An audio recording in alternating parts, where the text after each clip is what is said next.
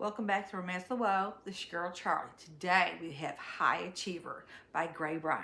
This is an Omegaverse romance involving two alphas and one Omega. Hit it!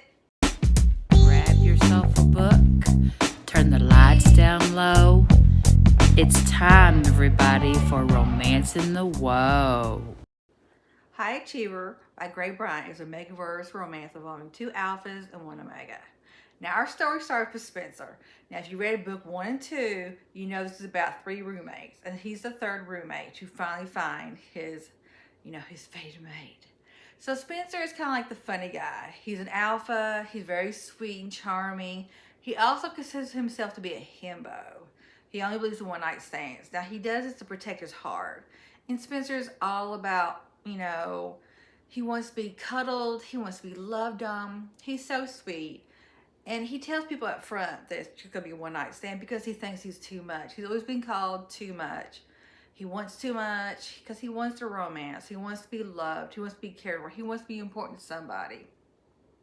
Now, his roommates, Noah and Chase, both found their mates. And this is a Omegaverse. So you have the alphas, the betas, the Omega. He's an alpha, which normally is a very dominant personality. But Spencer's a really laid-back kind of person.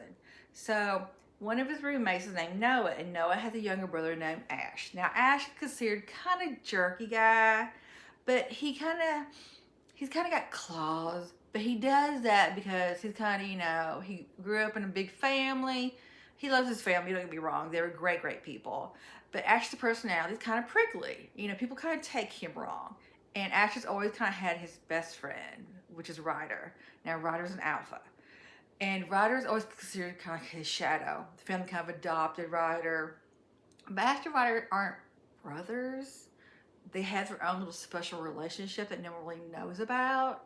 And they kind of take care of each other. It's just always been a situation where they've always known that they loved each other. But they don't have to declare it. They're very private people. Now, as Ash is prickly, Ryder is very quiet. But he's also a very protective person. He is very protective over Ash. He's always there for him. But he also has a very dominant nature. Because he's an alpha. He has that whole a need to have his mates and provide for them and take care of them. And the whole emotional aspect of it. Well, what happens at this point, they're at the university. And normally, for alphas and omegas and betas, they present. That means that they know what they are at a certain younger age.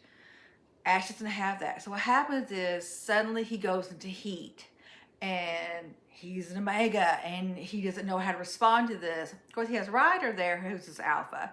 So he can get him through the heat because that's what Omegas have. And they have to have, that person with them to kind of get them through the situation and, get them the intimacy that they need.